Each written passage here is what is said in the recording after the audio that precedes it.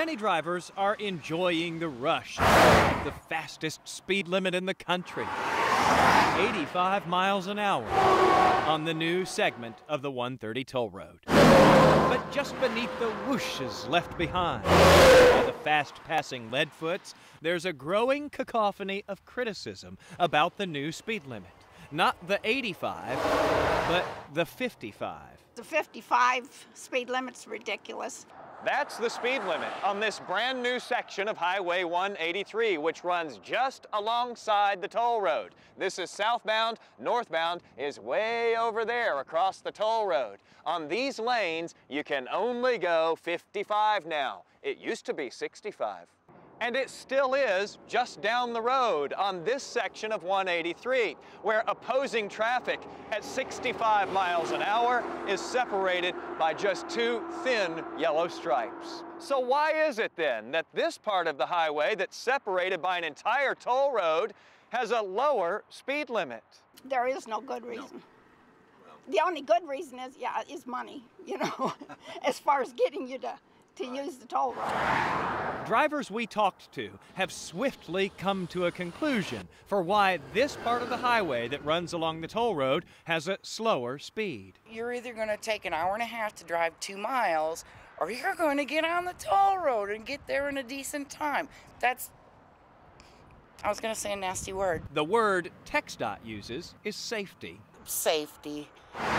Some drivers clearly don't believe that. But the Transportation Department says that the 55 limit on Highway 183 is there to protect drivers, and that many factors went into the decision. The terrain of the roadway, the level of pavement that's out there, how many curves there are, the access control, how many driveways and entrances and exits all come into play.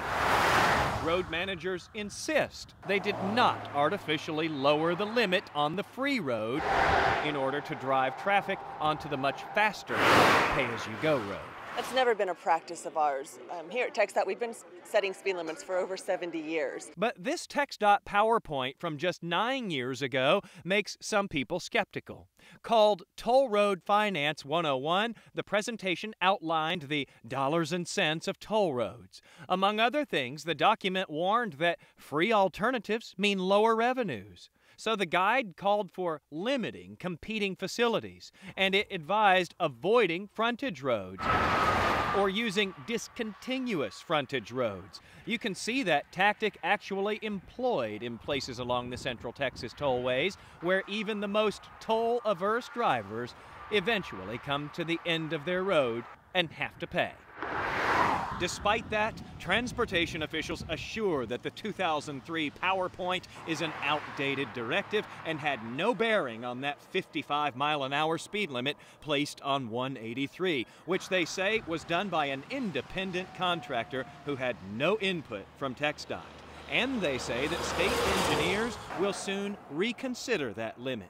In the meantime, TxDOT points out that drivers here will have two choices, both of which are new and neither of which are congested. Jason Wheeler, KEYE TV News. Over the decades, enormous structures have been built to harness the lower Colorado River so that Central Texas could have a dependable water supply. But in recent years, severe drought has depleted the critical reservoirs. And even when beneficial rains have fallen, it has often been south of the dams. It's been very dry around the Austin area and west of Austin, but actually the rain has been very plentiful downstream this year. We have no way to capture water once it's downstream of Austin. Until about 5 months ago, when the Lower Colorado River Authority started diverting a lot of excess river water, maybe 45,000 gallons a minute, into a complex of gravel pits. Here's about 100 acres. Located 2 hours southeast of Austin. It's a piece of ground that's not really usable for any other purpose, so why not go ahead and reuse this ground and use it to put water in? Ralph Savino, who oversees the property, explains that the LCRA's pilot project there just might be the water solution, upstream and down. Here's how it's been working. When it rains and the river is unusually full, Water is diverted into the holding pond, and then when the river goes back down, the stored water is pumped through a network of canals out to rice farmers. It makes everybody happy.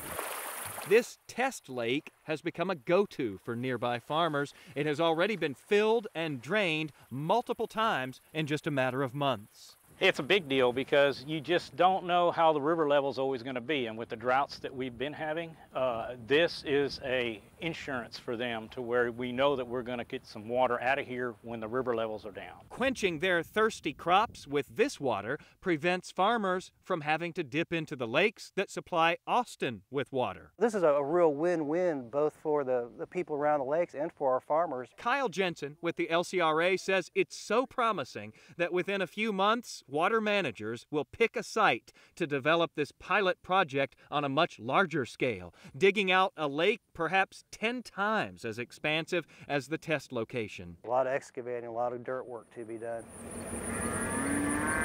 This pasture land, not far from the gravel pit lake, could be the site. 3 years from now, we might be standing under 20 feet of water. Once one large reservoir is built, the LCRA would then like to dig 2 more, but it will be costly. I would say a couple $100 million is what we're looking at potentially. The authority believes it has the cash on hand to cover a significant part of the startup. It's a big investment. But LCRA customers will have to pay the rest. And so managers acknowledge they will have to spread this plan out over many years to keep water ratepayers from getting in over their heads. It is ambitious, but keeping those rates affordable is as important as water supply.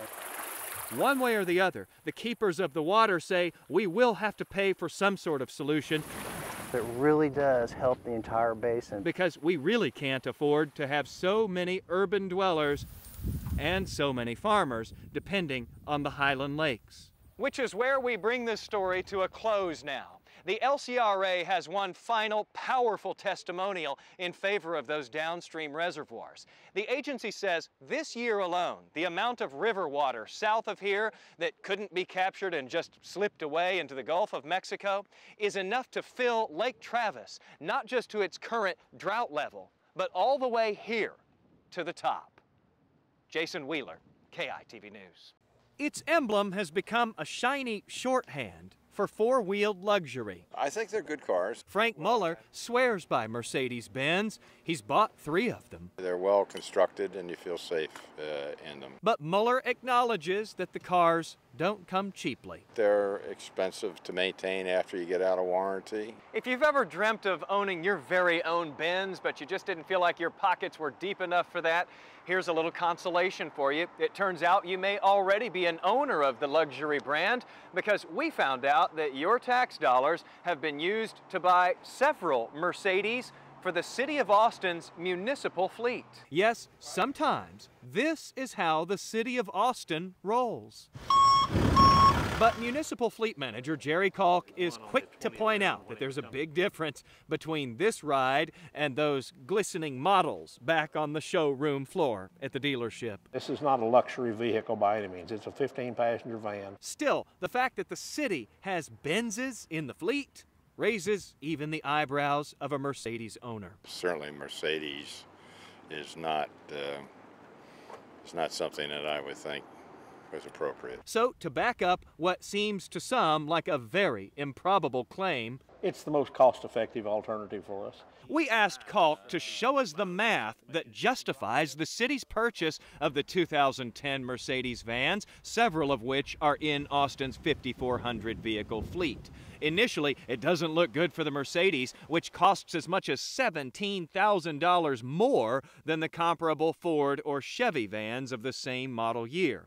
But Kalk points out that the Mercedes fuel efficiency over the years makes up for a lot of that cost, and then its resale value trumps its domestic competitors by at least $3,500. It all makes sense in the end. Over the projected life cycle of the vehicle, the city calculated that the Mercedes van was just slightly more expensive than a comparable Ford. The Ford wasn't chosen, we're told, because it was far less environmentally friendly. It runs on biodiesel. compared to the Ford, which only gives us a 15% reduction in greenhouse gas emissions. More significantly, the city's math showed that the Mercedes came out more than $10,000 cheaper than a comparable Chevy. Kalk says it's really no surprise, though, when you consider that this van was initially a product of Chrysler, which used to be affiliated with the maker of Mercedes. Since they split several years ago when Chrysler had to file bankruptcy, then Mercedes took over this model, but it's exactly the same vehicle that we were buying with a Dodge logo on it. The only difference is now it has a Mercedes logo. But Frank Muller still has trouble buying the explanation for what his tax dollars have already bought. A Mercedes is still a Mercedes. To that, Jerry Kalk says very simply that he is the last guy who would ever take the public for an unnecessarily ritzy ride. No, Jerry don't do that. Jerry don't even do that when he's spending his money, much less the taxpayers' money. My goal in life, if you will, is to make sure that the taxpayers are getting the best bang for their buck for every dollar we spend. Jason Wheeler, KEYE News. We can cool them further near the absolute zero. Even in the science department, The periodic table is a big deal. the University of Texas is increasingly becoming a school of business. This is called an atomic beam machine. In recent years, UT physics professor Dr. Mark Raisin has been perfecting this machine. We make a beam of atoms and we slow them down using magnetic fields. He says it's capable of easily creating rare isotopes out of pretty much any element on the periodic table.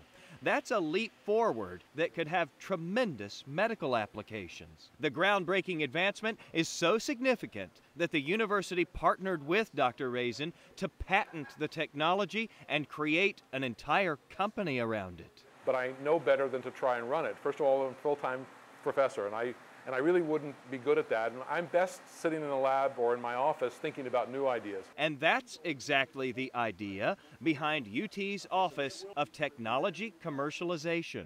Our office provides that middleman. We package these technologies, working with outside companies, investors. The office identifies some of the most promising research being done at UT.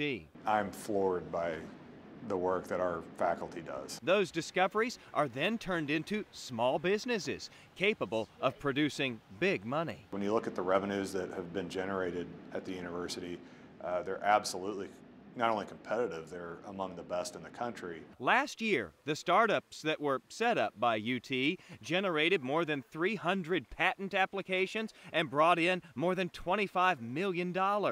This year's crop of commercialized ideas will bring in another $20 million. And we're told there are currently other discoveries in the pipeline at UT that will spawn even more businesses, more patents, and more millions in revenue. There are a couple of things that I think have the potential to be as big as anything that we could ever have. But UT only gets a cut of the money. Right off the top, 50% goes to those bright minds making potentially valuable finds. It helps us recruit and retain faculty. That can be a lucrative incentive for professors turned entrepreneurs like Dr. Raisin, whose invention could earn him and the university a lot of money. But he says the bigger payoff is the one we all get. It will save lives through the medical imaging that will be able to diagnose cancers in advance, and for tumor therapy, which relies on radioisotopes. In that way, the commercializers at UT say the school is living up to its famous motto. What starts here changes the world. One discovery and one business at a time. Jason Wheeler, KEYE News. Ron, this came to us as a tip from someone who couldn't imagine why city employees would possibly need equine training. So we approached the city about this and got some answers straight from the horse's mouth. The City of Austin has a real estate department which handles all civic land transactions, from the high dollar to the small change deal. But one deal the department recently cut prompted an email to us from a former city employee. Where is the sanity in government? He asked as he detailed the real estate staff's plans to go to a local high-end resort, Travasa, to commune with horses. Whoa, Nellie, that sounded like something that might bear investigating, and so we looked into it. So what are some of the things that people can gain from working with horses? Turns out our own Hunter Ellis featured this equine program on Austin Live last year. We observe them for a little bit, talk about body language. Come on. The course uses horses to teach people better human behaviors. It's changed the way I relate to everything. My wife, my friends. It has become a popular training exercise with many private corporations and private organizations. But is it appropriate for public employees who are funded by public money? I kept looking over my shoulder. Even the woman who holds the reins at the city's real estate department admits she too was skeptical at first. I said, I don't know. And so I can understand where people would be a little bit leery, because I did the research. I even went out there with myself and a staff member. So Lorraine Reiser spent a few hours at no charge in the ring with a horse that initially would not follow her. When you ask him to change directions, what the horse does is mirror your behavior. Then you see what your energy is doing and your nonverbal communications, and you can change it. But you've got to recognize it first. During the exercise, Reiser says, she was able to change her behaviors, and she changed her mind about the program when the animal finally followed. So just go ahead, turn around, and walk away from it. I've been through a lot of different management techniques and academies and things, and I haven't had anything work in 2 hours, or really in my 20 minutes with the horse. I was like, I can't believe that I've learned so much about myself. She was convinced that the rest of her staff at the City of Austin Real Estate Office needed to do this. A lot of what we have to do is communication, both verbal and nonverbal communication. And so we need to have a lot of training that reinforces that. Reiser points out that the city regularly pays to train real estate staff for stuff like contract laws and real estate rules, and that some of those more conventional sessions can cost as much as $500 per person. By contrast, the horse training, about $60 a person. So even though it may look unorthodox, Reiser assures that this training isn't just a bunch of city employees horsing around on the public dime. She expects a relatively small bill and large benefit to the city after staffers learn the secrets of the horse whisperer. Jason Wheeler, KEYE TV News. It's been more than a year since wildfires blackened so much of Bastrop, and in places there is still very little green here. Not a whole lot of green growing, and certainly not a lot of green to replace these burned trees. But soon the canopy here will begin making a comeback, thanks in part to what is growing beneath a canopy in Austin. In this canvas-covered nursery, 96-foot shade house at the Lady Bird Johnson Wildflower Center, is a student project that's in a class all its own. Generations after me will still hopefully enjoy what we have started. 70,000 pine trees are coming to life here. You try to imagine them at 50 and 60 feet full grown, you've got a little forest here. Yes. I'm excited about that. These are big-tooth maples. Last spring, a UT graduate student named Vlad Kodra asked the Texas Forest Service for special loblolly seeds, which produce these drought-tolerant pines. The westernmost cluster of those trees famously took root years ago in the Bastrop area.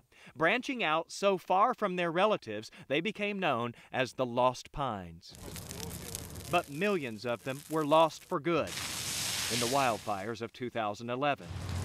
It was heartbreaking to see the pretty and lush forest in Bastrop go in flames. Just days before the forest began to burn, though, Kodra had received a 5-pound bag containing 100,000 loblolly pine seeds. Certainly felt very lucky. Immediately, his mission changed from randomly planting the trees by the roadside to offering them as replacements for some of the trees that were lost. It's a huge deal. Mike Fisher, the emergency management coordinator in Bastrop County, says the local government is still struggling just to pay its part to clean up the wasteland left by the fires. Bastrop County is a relatively small county. This is the most costly wildfire in the state's history. Per capita, it's the most expensive wildfire in the nation's history. Fisher says without private efforts, there's no way the county would have had the budget to regrow and replant what was lost. It's impossible if we had to. Codra's effort is funded entirely by a new $5 green fee at the University of Texas. The green fee is a pool of money that is collected from all UT students as part of their tuition, and it is allocated towards ecologically oriented projects. In addition, students have volunteered their time to tend to the fledgling plants, and the Wildflower Center has donated its space and its expertise.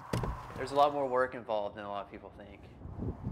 It takes weeding, you have to move the trays around because they want to root into the ground. Soon, the seedlings will be moved to Bastrop County, where they will begin to replace the lifeless relatives from their own family tree. It's actually going to be an awesome moment, I think.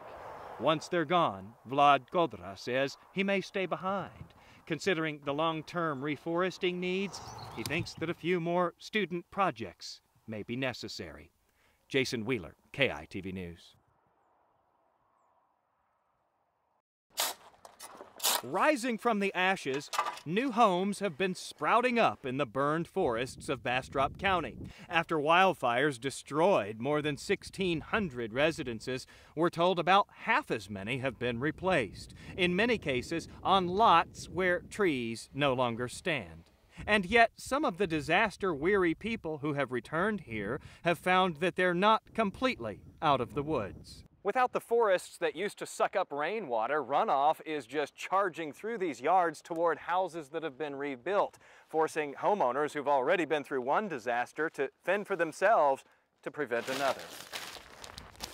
It's hard work. But Jerry Ormond is just happy to be part of a landscaping project he can actually control. I thought there would be 2x4s and everything still left.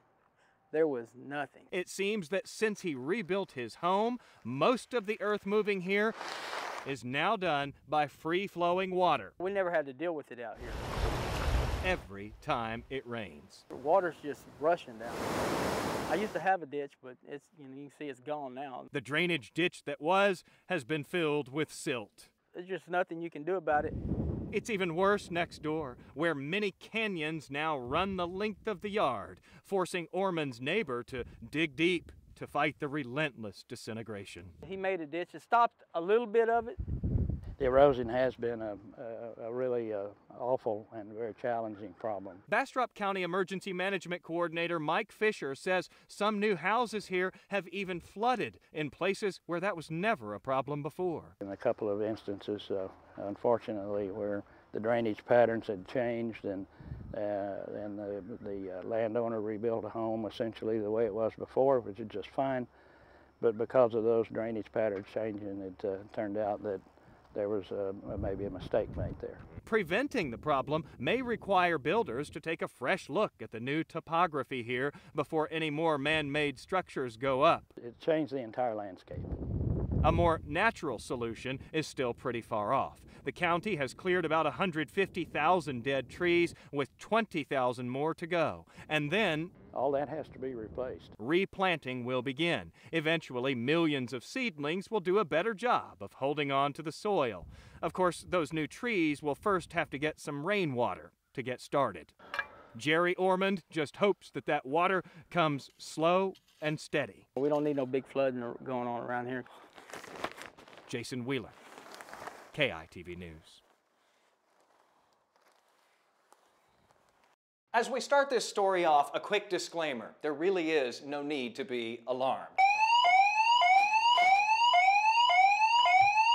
That was a false alarm. Thankfully, I was here at home to catch it, but a lot of times nobody is home or nobody's at the business, and Austin police end up having to be sent out. In fact, it happens almost 100 times every day. It's stretching an already stretched department, and some people think it may be time to increase the penalty for false alarms. If the alarm starts tripping 2 or 3 o'clock in the morning. In almost 50 years in the family business, Ronnie Ligon of the Master Burglar Alarm Company here in Austin has seen just about every cause for false alarms. Frayed wires chewed by rats, roaches crawling across the motion detector. It now looks like a Mack truck just went across it. Even Christmas decorations setting off the siren. We've actually seen people hang Christmas ornaments, and we saw a piece of Scotch tape holding the ornament as the ornament went by to the face of the unit. A lot can trip the system, so Austin alarm owners get 3 freebies a year. Then the city ordinance says if police have to respond to a 4th false alarm, you have to pay a $50 penalty. That's generous, though, compared to some municipalities which don't allow any free falsies. Or they charge hundreds for bogus burglary calls. Well, this summer, a consulting firm sounded the alarm that maybe it's time for a re-examination of Austin's ordinance, considering that last year, robo-burglar alarms were the 3rd most frequent call-out for Austin police, who responded to more than 34,000 of them. That's a lot for a department that the consultants also observed is struggling somewhat to keep up with calls. Confirmed what we already knew, that we are a very lean, very busy, lean organization. Our overtime budget. Just today, Chief Art Acevedo was before City Council asking them to add 22 new officers to help keep up with all calls. As for cracking down on how many false alarm calls should be tolerated, the chief sees it both ways. He understands it's part of the police department's job, but he acknowledges that maybe the law could use a review. When people are habitual, that's something that maybe we leave it at 3, but if you don't fix your problem, maybe the fee schedule needs to change. I'd be willing to take a look at that. Until then, you still get 3 strikes before you're out $50. Jason Wheeler, KEYE News.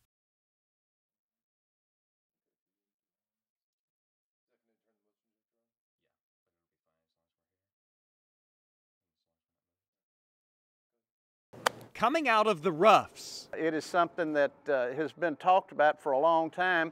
After years of drought, the effort to keep the greens green Now starts with purple pipes. They are putting in these specially colored PVCs here at the Hancock Golf Course and at other places around Austin where there's a big need for irrigation. That's because these purple pipes tap into what is called reclaimed water. It is a lot cheaper than drinking water, and there's a lot of it.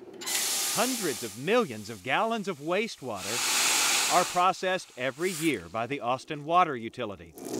And it used to be that most of that effluent would be released into the Colorado River because it's not drinkable, but it is considered clean enough to go back into the environment. So why not reclaim it instead of spilling the treated discharge into the river? Well, increasingly, that's exactly what's happening. It's becoming a priority. Austin Water is working with developers to lay purple lines now next to the potable water lines at some new construction sites. They've also built a network of reclaimed water towers, and in spots, the city is retrofitting some established areas with the purple pipes as well. But that costs a lot of money.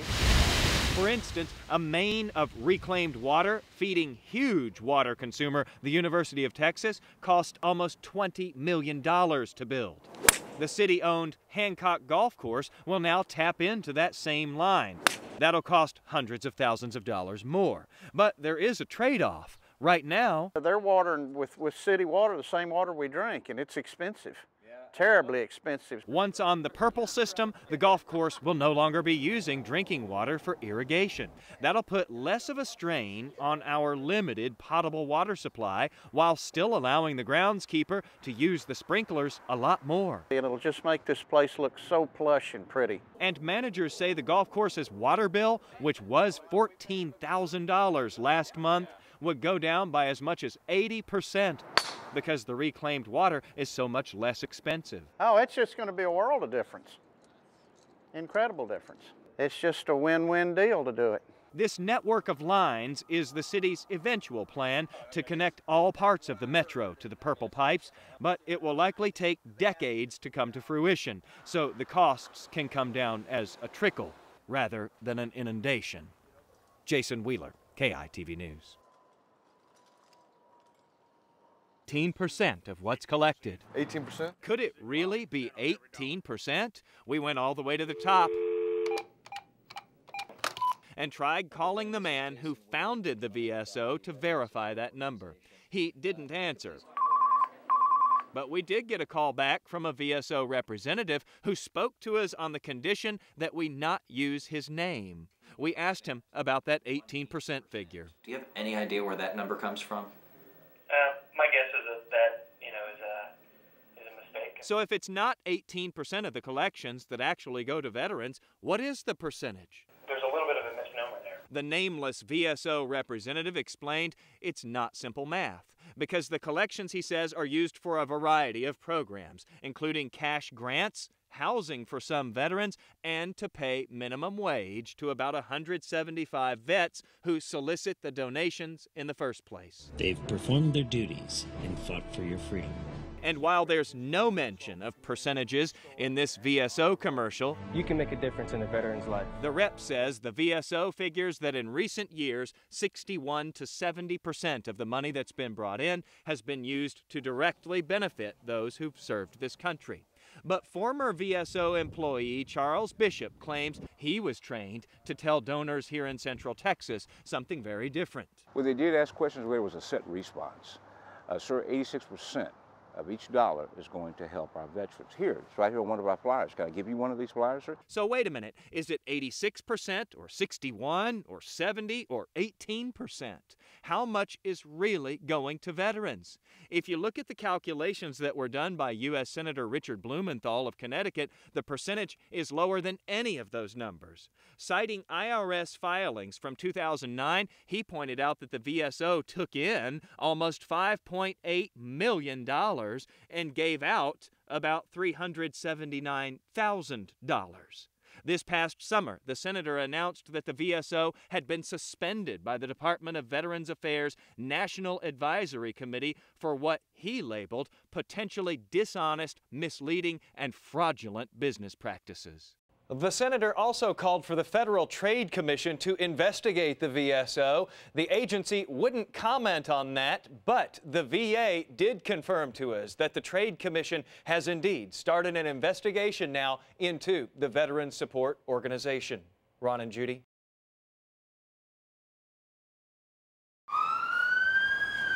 When a residential gas line erupted in north central Austin, everybody was in a chaos, panic. On January 9th of this year, half the house is laying in the street in front of me. Jack Graves watched his next-door neighbor's house blow off its foundation. It just passed right in front of my eyes and landed in the street. The blast was quickly followed by an explosion of calls. Austin 911. Coming in to Austin 911. It's like a giant boom, and then the house is a wall of flames. Is it bending through the roof yet? Definitely, yeah. Graves was one of those lighting up the switchboard that day. A few minutes go by and you dial 911. I did. And what happens? Somebody was speaking Spanish. Se ha comunicado con la línea de 911 de Austin. It was a bilingual recording. You have reached Austin 911. So Graves just hung up. And I just closed it real quick because I knew by then there was a lot of people running around, so I knew that somebody else had called them. They definitely were. I've never seen a fire this big. In fact, the recording he had heard came on only because operators were backed up with so many people trying to get through at once. There was 150 calls in a 15-minute time frame. That's incredible volume, but double that number tied up the lines on February 18th of 2010. The plane crashed. When a pilot purposely plowed his plane into the Echelon building in northwest Austin. I saw the whole thing happen. Those are extreme examples, but it is becoming more and more commonplace now to have multiple calls coming in for the same emergency. Every day there's at least one event. Usually there are multiple events throughout the day. Do you need police, fire, EMS? As this operator demonstrated for us, what is the location? The staff that works the hotlines here What is your name, ma'am? is well versed in answering all those calls. The police will come out as soon as they can, ma'am. In the past 12 months, they've picked up almost 818,000 times. But in addition to that, they've also had to dial out almost 48,000 times. Those outgoing calls are to people like Jack Graves, who hung up before talking to an operator. When hang-ups happen, of course, no one knows why that caller was calling. Does he have any weapons? So operators are required to reverse dial them just to see if they may have a separate emergency. We do not assume that they're all related to the same event. So if you call, it really helps us if you stay on the line until you talk to an operator. And if you hang up, even with that kind of volume, we still need to call back. Emergency officials say that preventing many of those callbacks would sure save some valuable time Austin 911. when lives are on the line. Jason Wheeler, Please stay away from him till the police arrive, ma'am. KEYE TV News.